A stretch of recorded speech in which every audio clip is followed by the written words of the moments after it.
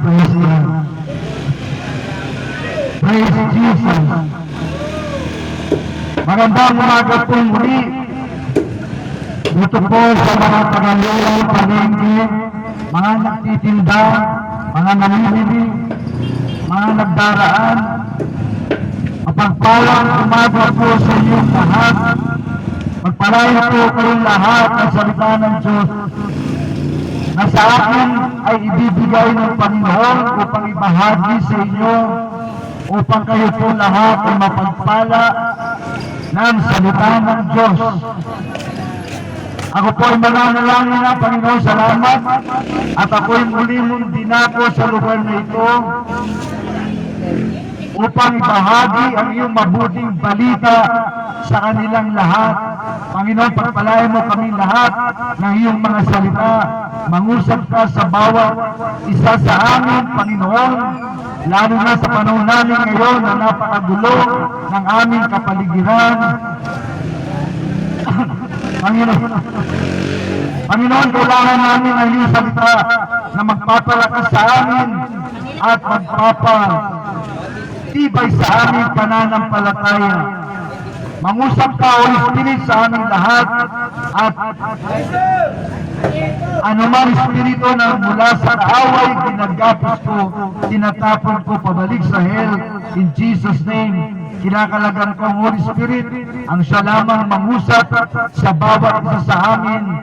And I command the mighty angels of God, palibutan ang lugar na ito. And Lord, binabalaan ko mga sino manggagambala sa gawain ito. Ito'y gawain mo, hindi ko gawain ng tao. In Jesus' name, Amen. Amen.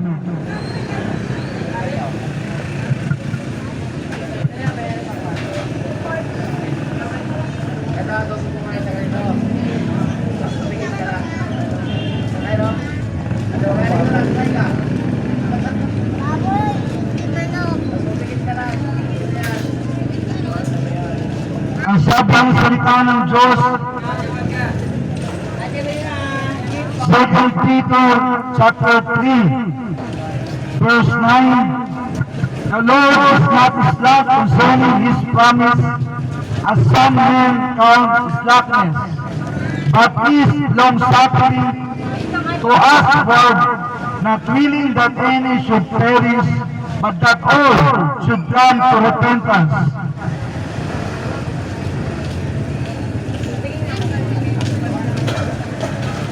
So dito binabanggit ng salita ng Diyos, ang Panginoon daw ay hindi makupang o hindi mababaw, kundi ang Panginoon ay tumutupad sa kanyang pangako, at ang nais ng Panginoon, maraming mga tao ang maligtas. Kaya ang Panginoon pinipigilan ang kanyang sarili na tayong lahat ay husgahan. Binibigyan ng Diyos ang sino man sa atin bago niya husgahan. Ibig sabihin, tayo pong lahat, ang Panginoon nagpapahinuod sa atin. Kahit tayo po ay matitigas sa ulo, ang Panginoon ay nagpipigil sa atin upang ang sino man sa atin ay huwag mapahamak. Subalit mga kapatid, darating at darating sa atin ang kamatayan, at kapag dumating yung araw na yun at hindi ka pa nagsisi sa iyong mga kasalanan at tinanggap si Jesus bilang Panginoon at tanging mong tagapagligtas, kapatid, wala nang magagawa ang Diyos sa iyo, at ikaw ay tatapon sa dagat-dagat apoy ng hell. Without Jesus, without heaven, no Jesus, no heaven. Ganun lang po kasimple ang mabuting balita. Kapag walang relasyon kay Jesus, walang Jesus na makikita pagpanaw mo sa mundo ito. sapagkat si Jesus ang daan patungo sa kaharian ng Ama. Si Jesus din ang pintuan papasok sa kaharian ng Ama. At si Jesus din ang katotohanan para makarating sa Ama. Walang Jesus, walang langit na makikita ang tao pagpanaw niya sa mundong ito. Mga kapatid, sa panahon natin ngayon na napakasama, ang halos lahat ng mga tao gumagawa ng masama sa ating gobyerno, laganap ang korupsyon. Mga kapatid, huwag po natin silang intindihin. Yung gumagawa ng korupsyon, hindi po sila makakapasok sa kaharian ng Diyos. Sinasabi ko sa inyo totoo, walang kurap ang papasok sa kaharian ng Diyos. Lalo mo dahil sa ginawa mong korupsyon, maraming apektuhan ng mga tao, kagaya ng sinasabi nilang flood control. Mga kapatid, huwag po tayong mapapahala sa kanila. Ang Panginoon ang bahala sa kanila. Pag-pray lang natin ang ating bansa at walang nakakaligtas sa ating Diyos, na makatulong sa ating Diyos, na matuwid, walang nakakaligtas sa Kanya. Sa totoo lang po, ang mga gumagawa ng korupsyon sa ating gobyerno, lahat po sila ay ginaya ni Satanas. Akala nila masaya ang buhay nila dahil maraming pera. Kapatid, yan po ay tukso ng demonyo. At sila na gumagawa nito ay mayroong sumpa kaakibat sa kanilang ginagawa. Ang nakakalungkot pa nito, mga kapatid, at to the second, to the fourth generation ng kanilang mga anak ay magsasapo sa kanilang ginagawa. Kaya po, mga kapatid, huwag natin kainggitan ang gumagawa ng masama, sapagkat sa Panginoon walang nakakaligtas. Kaya nga sinasabi din na salita ng Diyos, what shall it profit a man if he shall gain the whole world but loses his own soul? Wala kang mapapala kung mapasayo lahat ang kayamanan sa mundo. Milyonaryo ka man, subalit pupunta lang ang kaluluwa mo sa dagat-dagatang apoy ng hell. Anong kapakinabangan nun sa buhay mo? Wala po.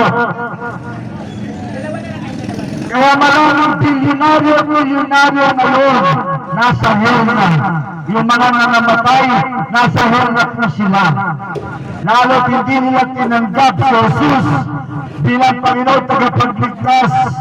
Sa Panginoon, hindi mo pwede sabihin sa Panginoon, Lord, babayaran kita.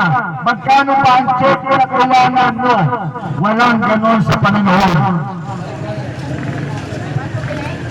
Ang Panginoon ang may-ari ng langit at ng lupa.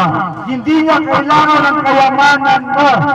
At wala tayong madadala pag-alis natin sa mundong ito. Ang tanging natin madadala pag-alis natin sa mundong ito ay yung relasyon natin kay Jesus. Yun ang garantiya na ikaw ay papasok sa kaharian ng Ama. Yung iyong relasyon at pananampalataya sa Panginoong Jesus. Ang Pilipinas ay bugbog sa korupsyon.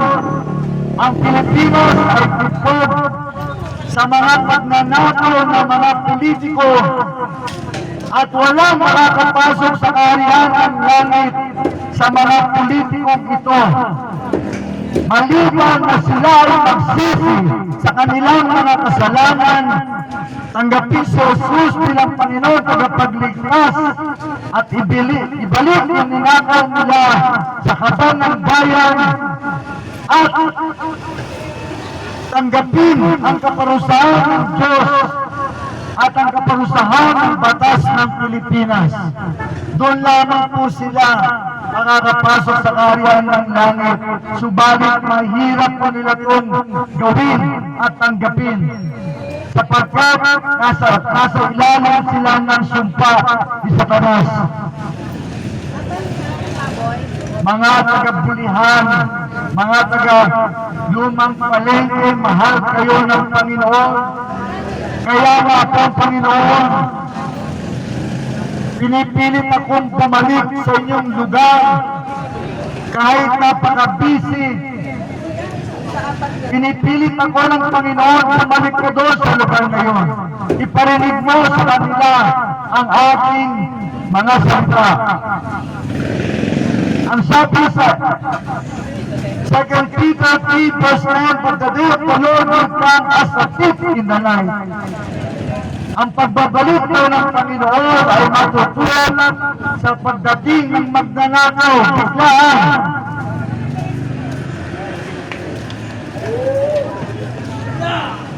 Ang Panginoon ay babalik ng biglaan.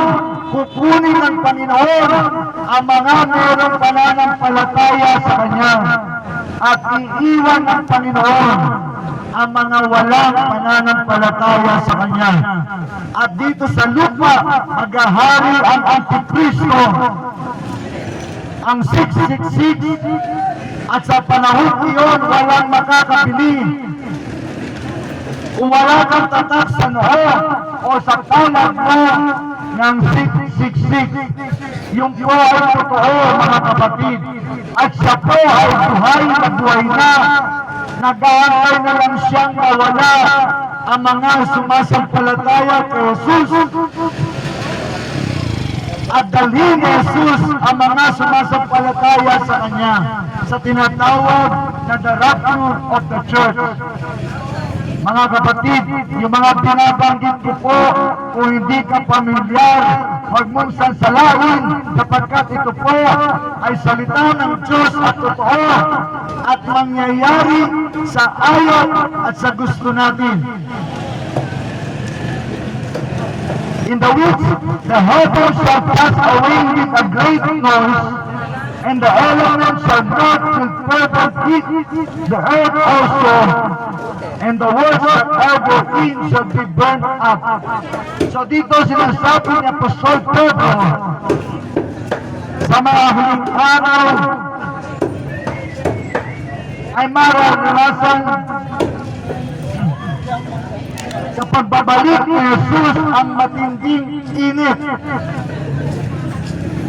Hindi po ba nararanasan natin ngayon ang matinding init na binabanggit ko ngayon na sinulat ni Apostol Pedro? Sabi ni Apostol Pedro, sa mga huling araw bago dumating ang Panginoon, ang mundo ay magiging mainit at napakainit. Mga kapatid, yung sinasabi ko po sa inyo ay nararanasan po natin pare-parehas.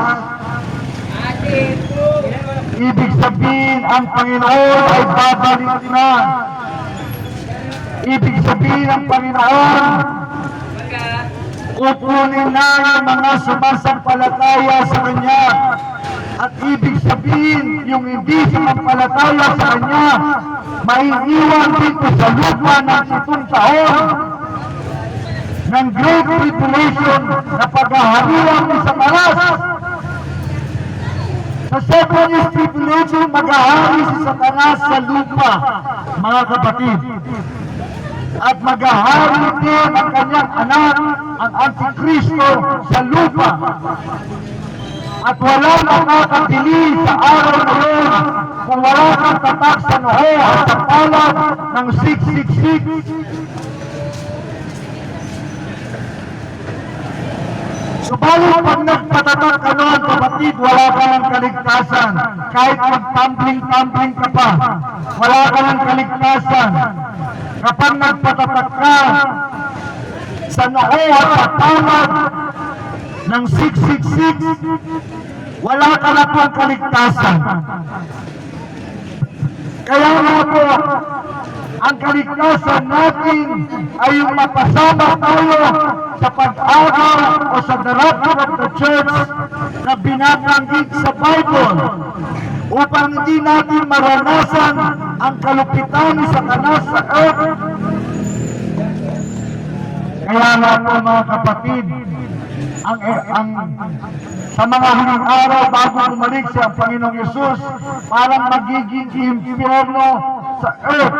Di po ba nararanasan na natin ngayon yun? Yung sobrang init?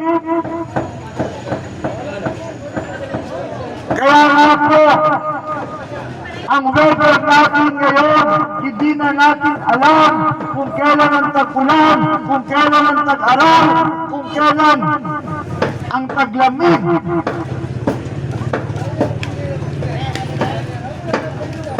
Sapagkat sa mga huling araw na po tayo mga kapatid. Kaya mga taga-Facebookihan, bagong palengke, samantalahin po ninyo hanggat hindi pa bumabalik ang Panginoon, pagsisihan natin ang ating mga kasalanan, tanggapin si Jesus bilang Panginoon tagapagligtas natin. Upang sa araw ng bumulik ang Panginoon ay makasama ka sa rapture of the church.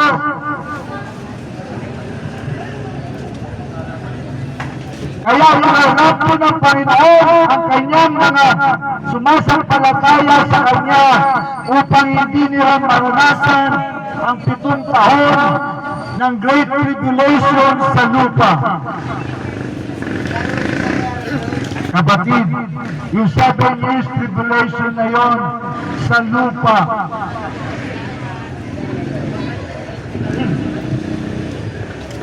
Magahari si Satanas, magahari ang Antikristo, walang makakabili.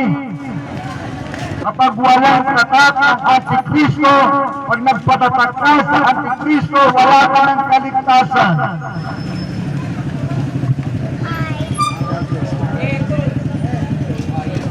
Kaya nga po mga tagabulihan, hanggat tayo may pagkakataon, hanggat hindi pa bumabalik ang Panginoon, pagsisihan na natin ating mga kasalanan, tanggapin na natin si Jesus bilang Panginoon tagapagligtas. Ano pang inaantay mo?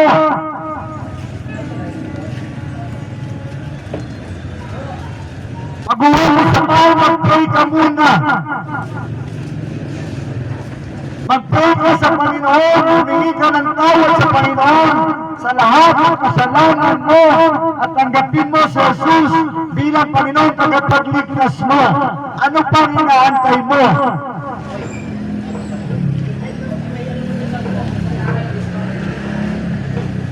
Mamaya kung hindi ka makakasabay sa panalangin ko, pag-uwi mo sa bahay, bago ka magluto ng mga pagkain mo, bago ka pumasok sa trabaho, bago ka mag-tricycle, bago ka magtinda, bago ka maglaba, kapatid, unahin mo ang kaligtasan mo. Unahin natin ang kaligtasan natin. Sapagkat yun po ang pinaka-importante sa buhay ng tao, ang siya ay maligtas.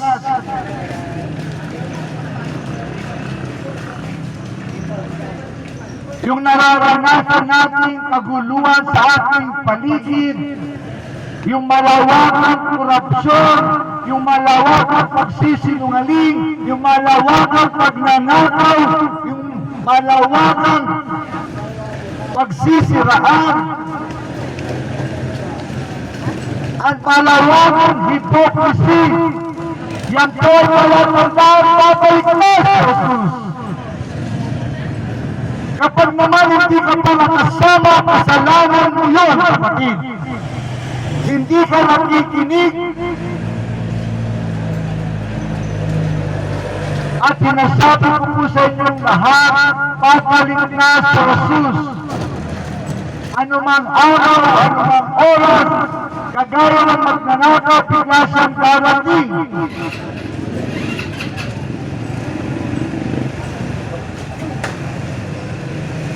Ibig sabihin ng biglaan ang kanyang pagdating. Hindi po siya magnanakaw, kundi kagaya ng magnanakaw, biglang dumarating, hindi mo alam. Subalit, mararamdaman mo na paparating na siya sapagkat napakatindi ng init natin sa panahon ngayon at napakasama na ng mga tao. Laganap din ang mga sakit at karamdaman, laganap din ang korupsyon, laganap din ang kasamaan, laganap ang mga lindol. Kapatid, ano pa ang inaantay mo? Kaya pag ang tawag ay nakasama sa the rapture of the church, magsisisi ang mga tao sa araw ng tribulation period at sasabihin nila, sana pala nakasama ko sa rapture of the church kesa naiwan ako sa 7 taon ng paghihiwag sa lupa. Subalit, ang lahat ay huli na. Ang lahat ay huli na.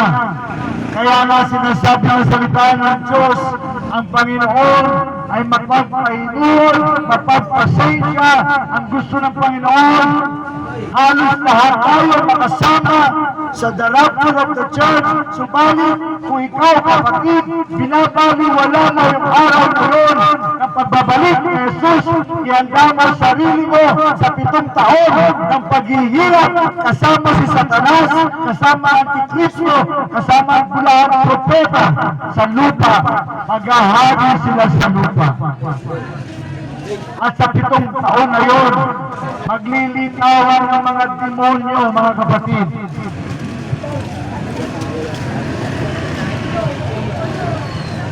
Kung sa ngayon pa lang, marami na tayong nakikita mga signs sa langit at sa lupa, mayroong mga naglilitawan na mga creatures na ngayon lang natin nakikita sa kanang buhay natin. Ang ibig lang sabihin yan, darating na si Jesus at mag-aari na rin ang Antikristo sa lupa.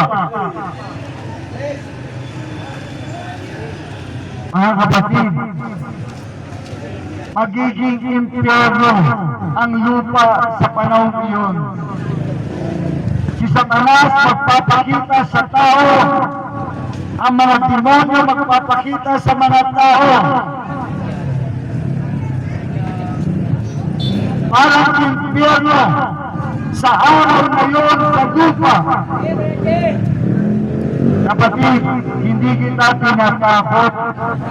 Yung po ay totoo, yung po ay nakasulat sa salita ng Diyos.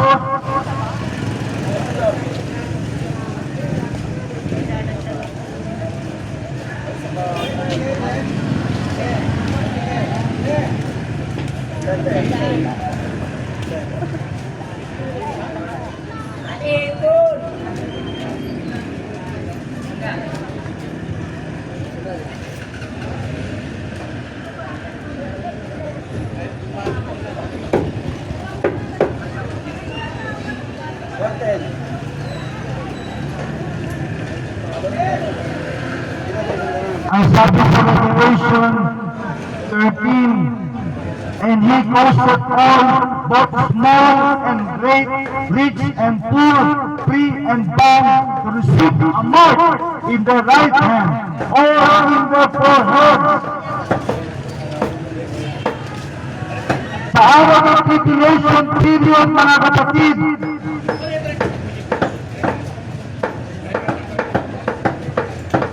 sa unang 3.5 years, ang tatakan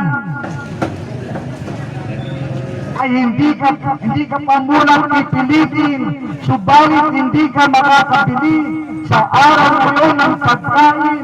Paano kung meron kang anak, magugutom, at ikaw din ay magugutom sa mga panahon iyon, mapipilitan kang magpatatat.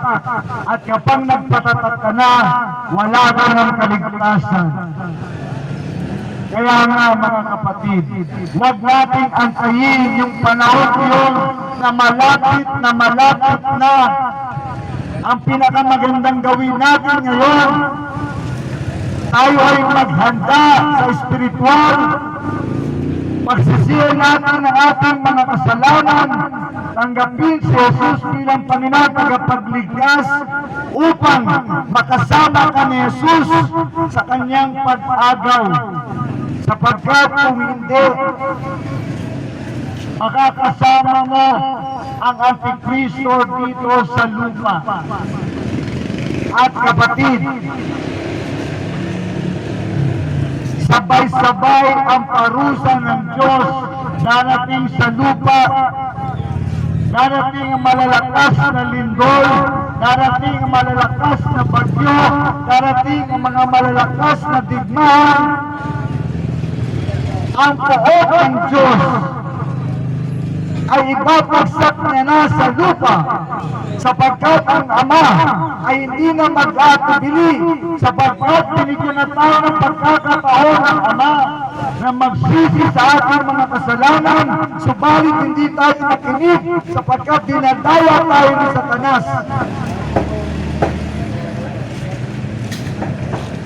Mga tagabulihan, mahal kayo ng Panginoon. Kaya dito po, pinababalik-balik ng Panginoon, subalit hindi palagi ang ganon, sapagkat nararamdaman ko ang Panginoon, dinadala natin sa ibang lugar, parang sinasabi ng Panginoon, sapat na ang pinahayag ko sa kanila, nasa kanila na ang pagsunod at ang hindi pagsunod sa aking mga salita. Kaya mga tagabulihan, nasa inyo na po ang hakbang upang makasama sa Panginoon sa kanyang rapture of the church o maiwan ka sa mundong ito at danasin ang 7 taon na paghahari ng Antikristo ng bulang propeta at ni Satanas mismo.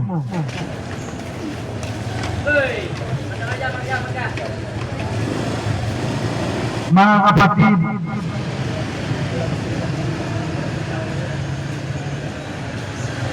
at ang sabi dito, here is wisdom, let him that hath understanding count the number of the beast.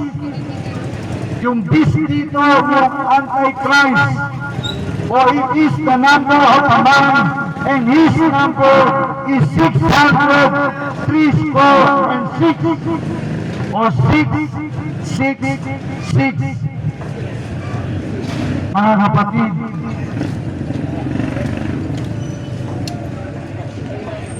binabasa ko lang ang salita ng Diyos.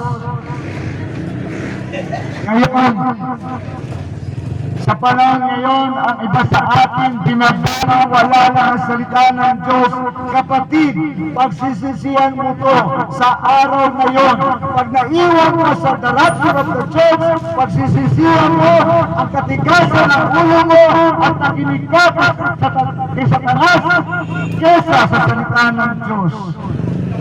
Kaya naiwan ka, magdurusa ka ng 7 taon, at malamang sa hindi magpapatatak ka din sa noo o sa palad mo ng tatak ng Antikristo. Kasalanan mo yun. Hindi na kasalanan ng Diyos yun.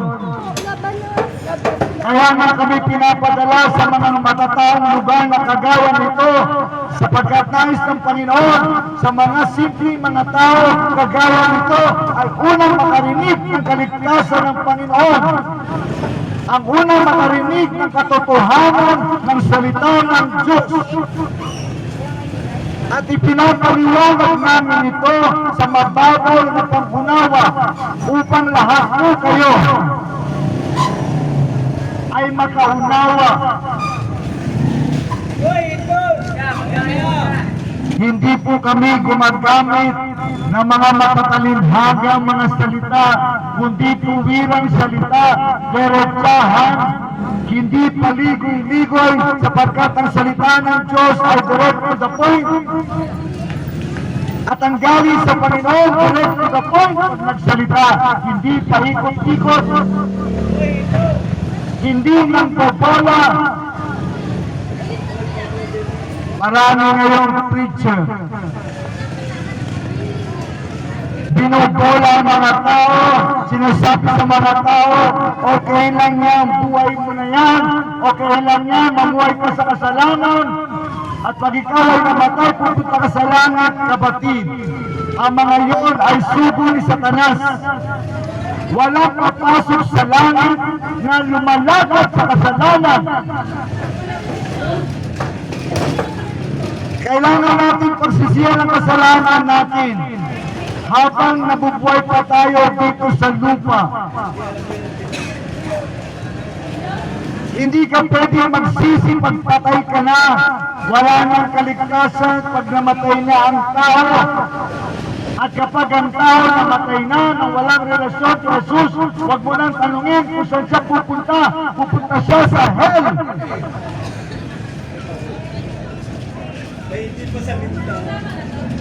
Mga pagkabulihan,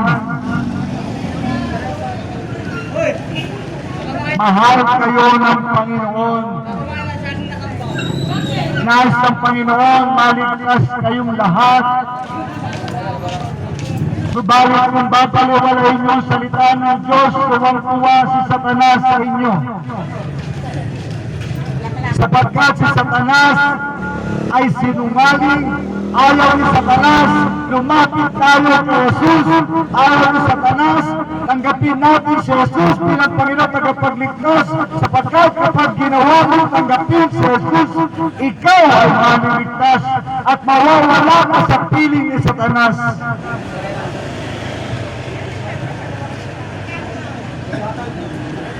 Kaya mga taga-bulihan, mga taga-lumang palengke, huwag niyong hayaan si Satanas ang kumontrol sa inyong mga buhay, sa inyong mga kaluluwa. Kawawa ang kaluluwa mo, pupunta sa hell.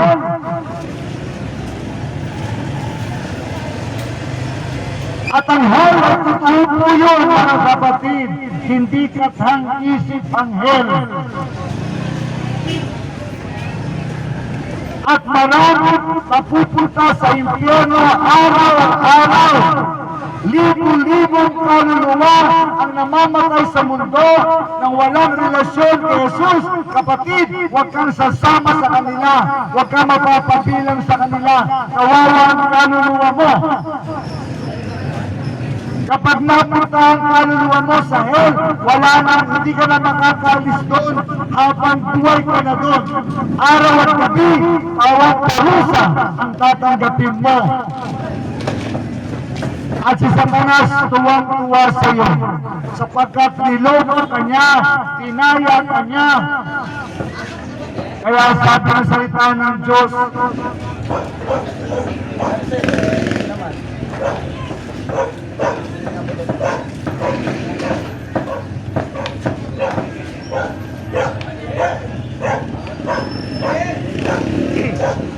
ang sabi ng salita ng Diyos na tip, kamot na, ang tip dito si Satanas. Ito po yung dinidescribe si Satanas bilang si Satanas tunay na magnanakaw. The thief cometh not but for to steal and to kill and to destroy. Yan po ang nature ng Diablo. Ang nature ng Diablo, pumatay, magnakaw, manira ng buhay ng mga tao, manira ng mga kaluluwa, madala mga kaluluwa sa hell. Kapatid, huwag kang papayag na ang kaluluwa mo ay manatili sa piling ni Satanas. Kapag wala ka pang relasyon sa Jesus hanggang ngayon, hawak ka ni Satanas, kapatid, maawa ka sa kaluluwa mo. Kaya pagdating mo sa bahay, mag-pray ka agad muna. Sabihin mo, Panginoon, patawarin mo po ako sa lahat ng mga kasalanan ko. Patawarin mo po lahat ng mga nagawa kong kasalanan. Magmula noon hanggang ngayon na hindi ko pa nahingi ng tawad, Panginoon, patawarin mo ko. Yun lamang po ang sasabihin mo sa Panginoon. At ang Panginoon, patatawarin tayo anumang klase ang ating mga kasalanan. Ang Panginoon ay handang magpatawad sa atin. Walang kasalanan pag hiningi natin ng tawad sa Panginoon ang hindi niya kayang patawarin, sapagkat ang Panginoon ay handang magpatawad sa atin. Ang tanging mo lang gagawin, magpakumbaba sa Panginoon. Humingi ka ng tawad sa Panginoon at tanggapin mo si Jesus bilang Panginoon at tanging mong tagapagligtas. At ang Panginoon ay papapatawad tayo sa ating mga kasalanan.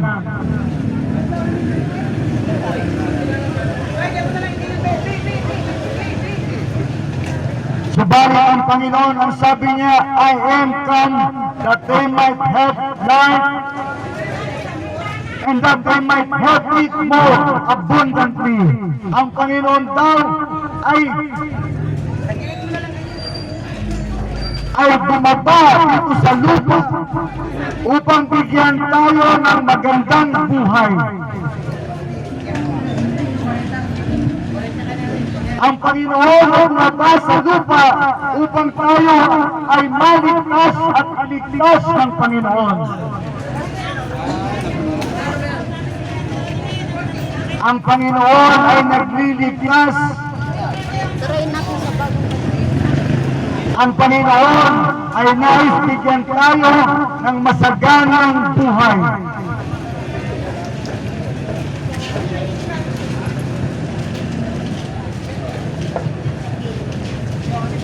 Kaya po pag-uwi natin sa ating mga bahay, lumapit muna tayo sa Panginoon, humingi tayo ng tawad sa ating mga kasalanan sa Panginoon, at tanggapin natin si Jesus bilang Panginoon at tanging natin tagapagligtas.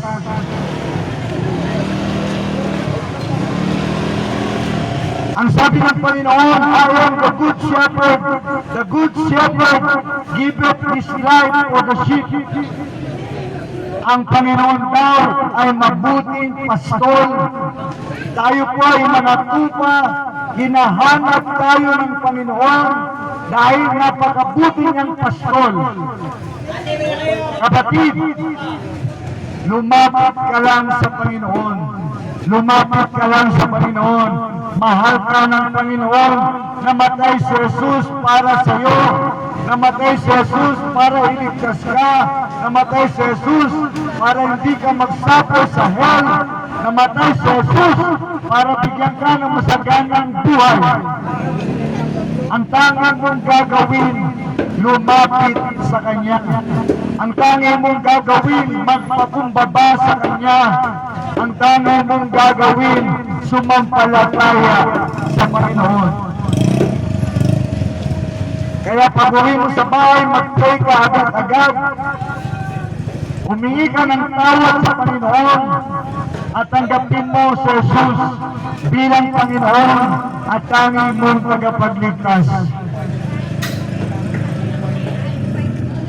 Ako po'y mananalangin na sumunod po kayo sa mga nais maligtas at makasama sa Panginoong Yesus sa kanyang pagbabalik. Sumunod po kayo sa panalangin ko.